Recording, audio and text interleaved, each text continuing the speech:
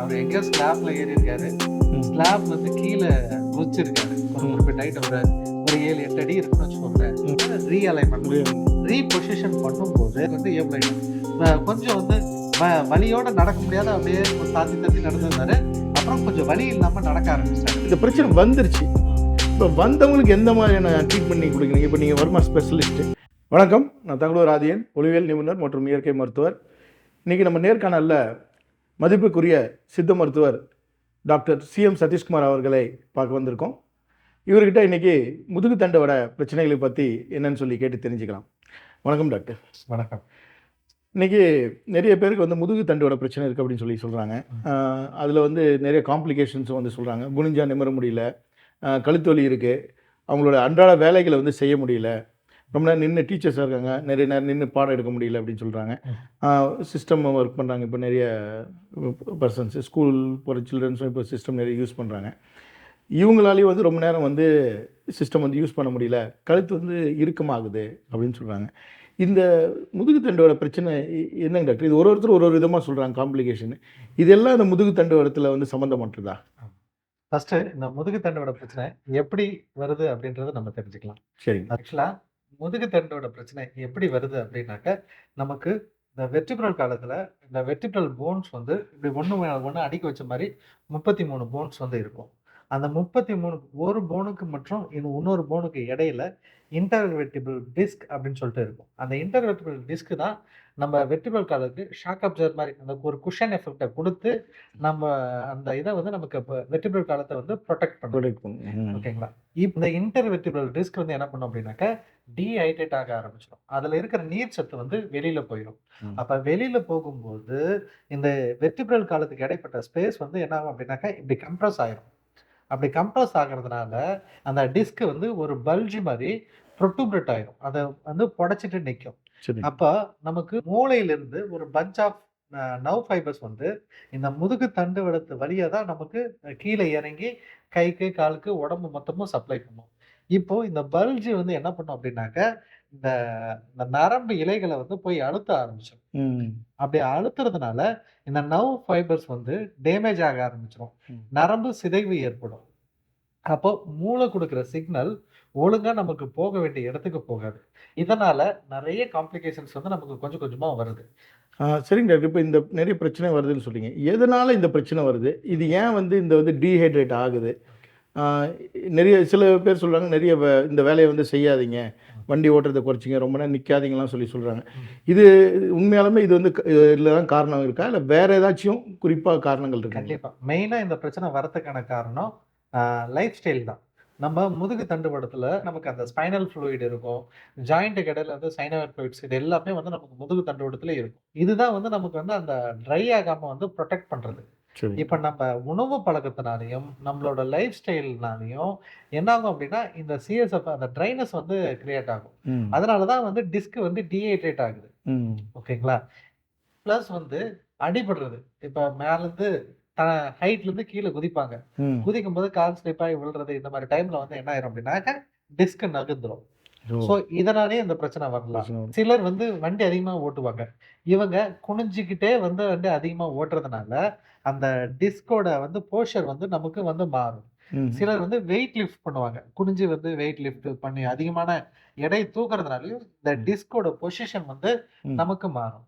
Plus வந்து நம்மளோட life style கண்டிப்பாக வந்து அந்த உணவு பழக்கங்கள், தவறான உணவு பழக்கத்தினால இது மெயினா வந்து டீஹைட்ரேட் ஆகுது. அந்த காலத்துலலாம் வந்து முட்டி வலி, முதுகு வலி எல்லாம் எப்ப சொல்லுவாங்க? 50 வயசு 60 வயசு ஆனாதான் வந்து முட்டி வலி, முதுகு வலின்னு நமக்கு சொல்ல ஆரம்பிச்சாங்க. ஆனா இப்ப பாருங்க, 22 30 வயசுக்குள்ளார கண்டிப்பா எல்லாரும் எனக்கு இடுப்பு வலிக்குது, குனிய முடியல, நிமிர முடியல அப்படின்னு சொல்றாங்க. ஏன் அப்படின்னாக்கா அந்த காலத்துல நல்ல ஆரோக்கியமான உணவு பழக்கம் இருந்தது. அவனோட வேலைகளை அவனே குனிஞ்சு நிமிர்ந்து செஞ்சாங்க. உடல் உழைப்பு அந்த அளவு இருந்தது. அதுவே அவங்களுக்கு வந்து பெரிய எக்ஸசைஸ் மாதிரி இருந்தது. ஸோ இதனால அவங்களுக்கு அந்த போஸ்டர் வந்து கரெக்டா மெயின்டைன் ஆயிட்டே இருந்தது. அதனால தான் உங்களுக்கு வந்து அவங்களுக்கு வந்து வலி அதிகமா தெரியல. அதனால தான் வந்து ஒரு 60 70 வயசு ஆன பின்னாடி தான் அவங்க வந்து கம்பு ஊனி நடக்க ஆரம்பிச்சாங்க. இது முட்டி வலி, முதுகு வலிக்கு மருந்து எடுக்க ஆரம்பிச்சாங்க. இப்ப நம்மகிட்ட வர கேஸ்லயே இப்ப நெறைய பேரு யங் ஏஜ்ல தான் வந்து 22 வயசு கூட இல்ல, இடுப்பு வலிக்குது, என்னால வந்து குனிஞ்சு உட்கார முடியல அப்படின்னு வராங்க. எழுத பேனா பிடிச்சு எழுத முடியலன்னுலாம் வராங்க. ம். கை மறுத்து போகுதுன்றாங்க. அதான் 22 வயசுல. 22 வயசுல இடுப்பு வலி, முதுகு வலி வர பிரச்சனையா இது? இப்போ உணவு பழக்கங்களால இந்த மாரி பிரச்சனைகள் வருது அப்படின்னு சொல்றீங்க. ஆ. எந்த மாதிரியான உணவு பழக்கங்கள மேற்கொண்டா, ம். என்னலாம் சாப்பிட்டா, எந்த மாதிரியான லைஃப் ஸ்டைல் லீட் பண்ணா, ஆ. இதிலிருந்து நம்ப இந்த மாரி பிரச்சனையில நம்மள தற்காத்துக்கலாம்? கண்டிப்பா. ஆக்சுவலா வந்து நமக்கு இந்த ஸ்பைனல் ஃப்ளூயிடா இருக்கட்டும், அ நமக்கு இந்த ஜாயிண்ட் கால்சியம் இதா இருக்கட்டும், இது எல்லாத்துக்கும் மெயினா தேவை புரோட்டீன்ஸ். இப்போ நம்ம இந்த மாரி முதுகு தண்டுவட பிரச்சனை இருக்கிறவங்க, அவங்களுக்கு முதுகு ஸ்ட்ரென்தன் பண்ணணும். அதுதான் மெயின் கான்செப்ட். முதுகு தண்டுவடத்த பலமாக்கக்கூடிய உணவுகள் வந்து நமக்கு நெறைய இருக்கு. ஆக்சுவலா வந்து ஒண்ணும் இல்ல. ஹை புரோட்டீன் டயட் மெயின்டெயின் பண்ணாங்கனாவே போதுமான அளவு முதுகு பலமாகும். டாக்டர் இப்போ இந்த சரியான உணவு பழக்கம் இல்லாதனால, இந்த மாரி செரிப்ரோஸ்பைனல் ஃப்ளூயிட் எல்லாமே குறையுது, ட்ரைனஸ் ஆகுது, இந்த பெயின் வந்து அதனால இன்க்ரீஸ் ஆகுது இந்த மாரிலாம் சொன்னீங்க. ம். எந்த மாரியான உணவு பழக்கங்கள வந்து மேற்கொள்ளணும்? என்ன விஷயங்கள வந்து தவிர்க்கணும்? அப்படின்னு சொன்னீங்கன்னா, மக்கள் வந்து அதிலிருந்து தங்களை தற்காத்துப்பாங்க. ஆக்சுவலா நமக்கு முதுகு தண்டுவடத்த பலமா இருக்கணும் அப்டின்னாக்க, நமக்கு அதிக புரோட்டீன் உணவுகள் வந்து நமக்கு தேவை. ஏன் அப்டின்னாக்க, நமக்கு ஸ்பைனல் ஃப்ளூயிட்ஸ்லாம் இருக்கு இல்லைங்களா? இந்த ஸ்பைனல் ஃப்ளூயிடா இருக்கட்டும், சைனோவியல் ஃப்ளூயிடா இருக்கட்டும், பிளஸ் வந்து நம்மளோட உடம்பு உருவானதே வந்து புரோட்டீனால தான். புரோட்டீன் அண்ட் ஃபேட்ஸ் தான் வந்து சேர்ந்து நம்மளோட செல்கள் எல்லாமே இப்ப எல்லாத்தையுமே உருவாக்குது. ஸோ நம்ம உடம்புக்கு அதிகமா புரோட்டீன் தேவை. ஆனா நம்மளோட உணவு பழக்கத்துல கார்போஹைட்ரேட்ஸ் தான் வந்து அதிகமாயிடுச்சு. ஏன்னா எத பாருங்க ரைஸு, பிளஸ் வந்து கோதுமை ஆகட்டும், அ பிளஸ் வந்து மைதா இதுதான் வந்து நம்மளோட பேசிக் உணவாவே ஆயிப்போச்சு. இது எல்லாமே வந்து கார்போஹைட்ரேட் ரிச் ப்ராடக்ட் ஓகேங்களா? ஆனா, நம்ம உடம்பு நல்லா ஸ்ட்ராங்கா உருவாகணும் அப்டின்னாக்க, புரோட்டீனும், புரோட்டீன். புரதமும், கொழுப்பும் ரொம்ப இன்றியமையாதது. ஸோ, மெயினா வந்து புரோட்டீன் டயட்ட நம்ம மெயின்டெயின் பண்ணாவே போதும். அ சித்த மருத்துவத்துல வந்து என்ன சொல்லுவாங்க அப்டின்னாக்க, உளுந்தங்களி நெறைய குடுக்க சொல்லுவாங்க. இந்த மாரி இடுப்பு வன்மை இருந்தவங்க. பெண்களுக்கு வந்து கர்ப்பப்பை இடுப்பு பலம் அடையணும் அப்டின்னாக்க, எள்ளு, ம். கொள்ளு பிளஸ் வந்து இது உளுந்து இது எல்லாமே வந்து உளுந்து கஞ்சியா கூட குடுக்குறாங்க. குடுப்பாங்க. ஏன் வந்து அத சொல்றாங்க அப்டின்னாக்க, அந்த புரோட்டீன் நம்ம குடுக்கும்போது இடுப்பு வந்து பலமடையும். ம். அதுக்காக தான் வந்து நமக்கு அந்த உணவு பழக்கத்திலே வந்து மெயின்டெயின் பண்ணாங்க. பூப்பு காலத்துல வந்து பெண்களுக்கு வந்து உளுந்து கண்டிப்பா குடுக்கணும் அப்டின்றத மெயின்டெயின் பண்ணாங்க. அதே தான் நமக்கும். அ அந்த முதுகு தண்டுவடம் நமக்கு மெயின் ஆகணும்னா, கண்டிப்பா உளுந்து நெறைய நம்ம எடுத்துக்கணும். ம். பிளஸ் வந்து எக்ஸர்சைஸ் வந்து நமக்கு பண்ணணும். இப்ப நமக்கு யோகாசனத்த எடுத்துக்கோங்க. இப்ப யோகாஸ்ல வந்து நெறைய வந்து நமக்கு ட்விஸ்ட் அண்ட் டர்ன்ஸ் வந்து இருக்கும். நம்ம திருப்பி இது சந்திராசனம் இருக்கு, திரிகோண ஆசனம் இருக்கு. இந்த ம். மாரி பல ஆசனங்கள் வந்து நமக்கு இருக்கு. அதுல எல்லாமே முக்கியமா இந்த முதுகு தண்டுவடத்த ட்விஸ்ட் பண்ண வைப்பாங்க. இது ட்விஸ்ட் ஆகுறதுனால, அந்த அ போதுமான அளவு அந்த ஜாயிண்ட்ஸ் எல்லாமே ஃப்ரீ ஆகும். அப்போ மூவ்மெண்ட் வந்து நமக்கு வந்து ஈஸியா இருக்கும். ஸோ, அவ்ளோ சீக்கிரத்தில வந்து அந்த கம்ப்ரஸ் ஆகாது. முடிஞ்ச வரையும் அந்த ஸ்பேஸ் வந்து நமக்கு வந்து மெயின்டெயின் ஆகும். ம். ஸோ, இதனால தான் வந்து நமக்கு லைஃப் ஸ்டைல்ல வந்து இது வந்து ரொம்ப முக்கியம். ம். கரெக்ட்டான உணவு பழக்கமும், கரெக்ட்டான எக்சர்சைஸ் ஸ்பைனலுக்கு. இது இருந்தாவே முக்காவாசி நமக்கு முதுகு தண்டவட சம்பந்தமான நோய்கள் வந்து வராது. சப்போஸ் ம். மீறி நம்ம அடிபடுறதுனாலயோ, கீழ விழுறதுனாலயோ, இந்த மாரி கூட நமக்கு வந்து இந்த முதுகு தண்டோட பிரச்சனைகள் வரலாம். ம். அப்ப நல்ல மருத்துவர பார்த்து அந்த மிஸ்அலைன்மென்ட் ஆன தண்டுவடத்த நம்மளால ரீஅலைன்மென்ட் பண்ண முடியும் பண்ண முடியும். ம். பண்ண முடியும். அத நம்மளால வந்து நம்ம அப்படி பொசிஷன் பண்ணும்போது, அவங்களுக்கு அந்த பிரச்சனையிலருந்து நமக்கு வெளியில வந்துரலாம். சரிங்க டாக்டர். இப்போ இந்த மாதிரியான உணவு பழக்கங்கள எடுத்து பின்பற்றணும். ப்ளஸ் இந்த மாதிரியான எக்ஸர்சைஸ் அதாவது பாடிக்கு வந்து மூவ்மெண்ட்ஸ் வந்து குடுத்துக்கிட்டே இருக்கணும் அப்படின்னு சொல்றீங்க. ம். அப்போ குடுத்துக்கிட்டே இருக்கும்போது நல்ல ஃப்ளெக்சிபிலிட்டி இருக்கும். நல்ல ஸ்ட்ரென்தன் ஆகும் அப்படின்னு சொல்றீங்க. இப்போ இப்போ இந்த பிரச்சனை வந்துருச்சு. ம். இப்போ வந்தவங்களுக்கு எந்த மாதிரியான ட்ரீட்மெண்ட் நீங்க குடுக்குறீங்க? இப்போ நீங்க வர்மா ஸ்பெஷலிஸ்ட்டு. ஓகே. நிறைய பேருக்கு வந்து வர்ம சிகிச்சை மூலியமா சர்ஜிக்கல் கேஸஸே வந்து ம். சர்ஜரி போகாத அளவுக்கு நீங்க ட்ரீட் பண்ணதா வந்து பேஷண்ட் சொல்லி நான் இப்ப கேட்டேன். நானும் ம். 2, 3 பேரு ம். பார்த்தேன். இது இப்ப நல்லா குணமாயிடுச்சுன்னு உங்கள தேங்க் பண்ணிட்டு போனதையும் நான் பார்த்தேன். ம். குனிஞ்சு நிமிர முடியாம இந்த சர்ஜரி தான் சொன்னாங்க. ஆ ச இது சித்த மருத்துவர் ஐயாவ பார்த்தேன். இவர் வர்ம சிகிச்சையும், தெரப்பீஸ்லாம் குடுத்தாங்கன்னு சொன்னாங்க. ம். இது என்ன மாரியான தெரப்பீஸ்ங்க ஆ. டாக்டர்? இப்போ நான் சொல்லியிருந்தேன். இப்ப முதுகு தண்டுவடம் ஒண்ணு மேல ஒண்ணு அடிக்கிருக்கு. ம். ஸோ, அதனால அது கம்ப்ரஸ் ஆகுது. இல்ல மிஸ்அலைன் ஆகுது. அதனால வந்து அவங்களுக்கு வந்து டிஸ்டர்ப் ஆயி, பெயின், ரேடியேட்டிங் பெயின் வந்து ம். வருது அப்படின்றத நம்ம சொன்னோம். ம். இது வந்து லைஃப் ஸ்டைல் மூலமாவும் வரலாம். ம். வெயிட் தூக்குறதுனாலயும் வரலாம். இல்ல ம். கீழ விழுந்து அடிபடுறதுனாலயும் வரலாம். இந்த ம். மாரி பல ரீசன்னால வரதுக்கு வாய்ப்பு உண்டு. ம். சப்போஸ் அந்த மாரி வந்துருச்சுனாக்க, ம். நாம இது வந்து என்ன மருந்து சாப்பிட்டாலும் அவ்வளோ சீக்கிரத்துல அதுவா போய் உட்காராது. உட்காருது. ஓ! உட்காராது. அத வந்து நம்ம என்ன பண்ணணும் அப்படின்னா, ம். மேனுவலா கரெக்ட் பண்ணணும். இப்ப இப்படி இருக்கிற வெர்டிபிரல் காலம் கீழ விழும்போது அது என்ன பண்ணும் அப்படின்னா, இப்படி வந்து மாட்டிக்கும். ம். இது வந்து இந்த இது மைல்டா தான் நகர்ந்திருக்கும். இந்த டிஃபரன்ஸ் வந்து எக்ஸ்ரேலயோ, ஸ்கேன்லயோ பெருசா தெரியாது. தெரியாது. தெரியாது. ஆனா வந்து அவங்களுக்கு வலி இருந்துட்டே இருக்கும். அது வந்து எப்படி நம்மளால கண்டுபிடிக்க முடியும்னா, இப்போ அடிபட்ட இடத்துல வந்து கண்டிப்பா நமக்கு இன்ஃப்ளமேட்டரி ரியாக்ஷன் நடக்கும். வீக்கம் வரும். அந்த வீக்கம் நாள் படும்போது அந்த இடத்துல வந்து ஸ்பேசமா வந்து ரத்தக்கட்டு மாரி கட்டியிருக்கும். ஸோ, அப்ப நம்ம முதுகு தண்டுவடத்த நம்ம தொட்டு தடவி பார்க்கும்போது, ம். அந்த இடத்துல அந்த ஸ்பேசம் வந்து அவங்களுக்கு அந்த சுத்தி வந்து நமக்கு தெரியும். எந்த இடத்துல எந்த வெர்டிபிரல் காலத்துக்கு பக்கத்துல வந்து இந்த ஸ்பேசம் வந்து நமக்கு தெரியுதோ, அப்ப அந்த வெர்டிபிரல் காலத்துல வந்து அவங்களுக்கு டிஸ்டர்பன்ஸ் இருக்கும். ம். அதாவது ஸ்கேன்லயே தெரியாது, எக்ஸ்ரேல அதான் தெரியாது. நீங்க உங்க அனுபவத்துல ஆமா, ஆமா. கண்டுபிடிச்சிடுறீங்க. அத நம்ம தொட்டு ரைட். பார்க்கும்போது, அந்த நம்ம மசில வந்து தொட்டு தடவி பார்க்கும்போது, அந்த இடத்துல மசில் ஸ்பாஸமாவோ, இல்ல வந்து ஒரு முடிச்சாவோ வந்து நமக்கு அது தெரியும். ம். அப்ப நம்ம லைட்டா அந்த இடத்துல பிரஸ் பண்ணோம்னா, அவங்க பெயின் வந்து ஃபீல் பண்ணுவாங்க. ம். ஸோ, அப்ப அந்த சைன்ஸ் அண்ட் சிம்ப்டம்ஸ் வந்து நமக்கு அந்த இடத்துல வந்து காட்டிக் குடுக்குது. காட்டி குடு. இந்த இடத்துல பிரச்சனை இருக்கு அப்படின்றது. ஸோ, ஃபர்ஸ்ட்டு அந்த ஸ்பாசம் வந்து நம்ம ரிலீஸ் பண்ணணும். அந்த ரிலீஸ் பண்ணாம அந்த மசில் ஸ்பாசத்த ரிலீஸ் பண்ணாம உங்களால மறுபடியும் பொசிஷன் பண்ண முடியாது. போய் ம். உட்காராது. உட்காராது. ம். ஸோ, அந்த மசில் ஸ்பாசத்த நம்ம ரிலீவ் பண்ணணும். அதுக்கப்புறம் நமக்கு ட்ரெடிஷனல் டெக்னிக்ஸ் இருக்கு.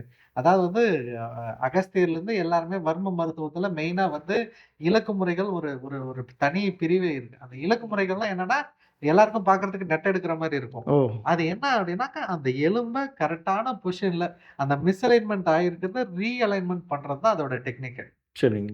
அந்த மருந்து குடுத்து அந்த ஸ்டிஃப்னஸ ரெடியூஸ் பண்ணுவோம். பிளஸ் வந்து எக்ஸ்டர்னலா அந்த நரம்புகள தூண்டுவது மூலமா நம்ம ரெடியூஸ் பண்றோம்.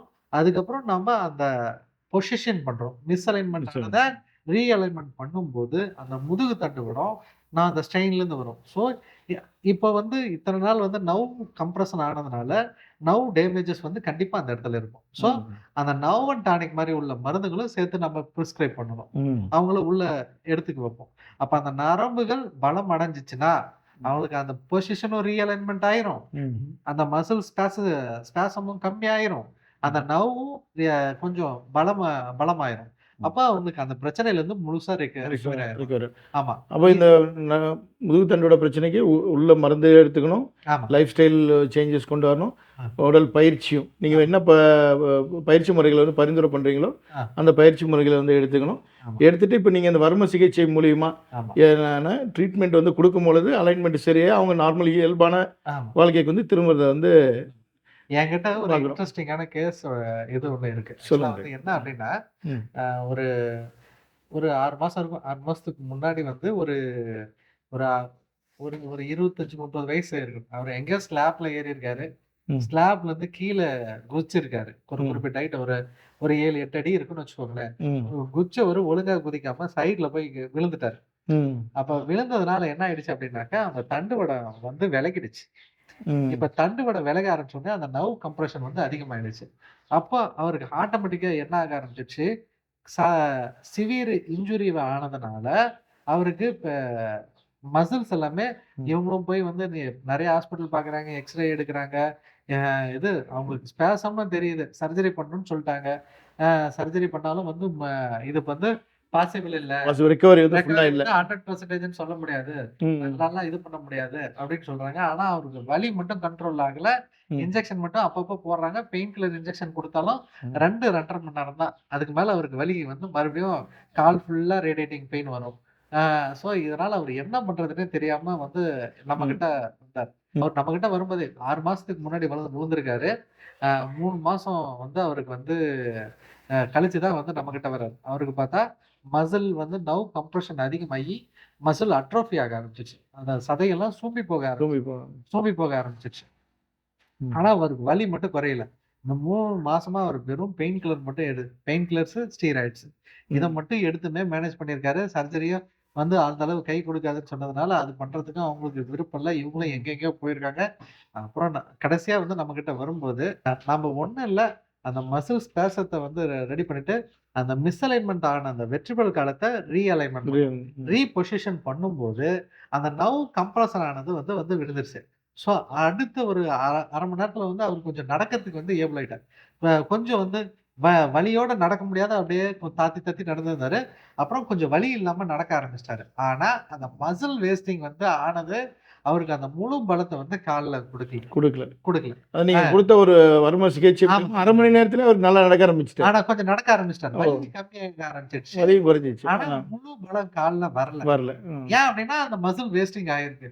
ஸோ, அப்ப நம்ம என்ன பண்ணோம் அப்டின்னாக்க, நர்வ ஸ்ட்ரெங்தன் பண்ற மாரி உள்ள மருந்துகள வந்து நம்ம குடுத்துட்டு, ம். கொஞ்சம் கட்டு மாரி போட்டு, நம்ம அங்கேயே ஹாஸ்பிட்டல்லே கொஞ்சம் ஒரு 20 நாள், 30 நாள் தங்க வச்சோம். தங்க வச்சு, ப்ராப்பரா அவருக்கு ட்ரீட்மெண்ட் பண்ணி நம்ம குடுக்க, நார்மலா கொஞ்சம் கொஞ்சமா, கொஞ்சம் கொஞ்சமா அந்த மசில் வேஸ்டிங்கு திரும்பவும் அந்த இடத்துல வந்தது. ஓ!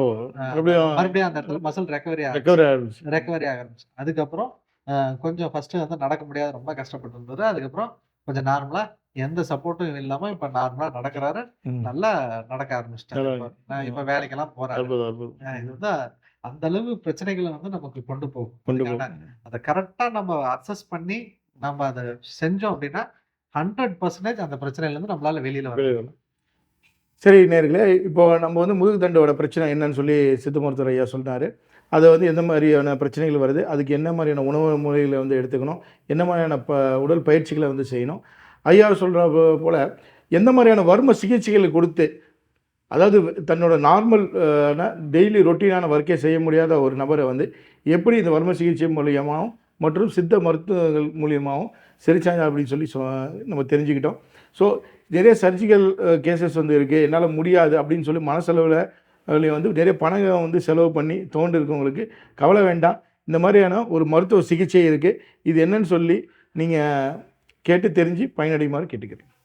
டாக்டர் ரொம்ப நன்றி, எங்களோட இவ்வளோ நேரம் உங்களோட கருத்துக்களை வந்து பகிர்ந்துக்கின்றதுக்கு நன்றி. வணக்கம். வணக்கம்.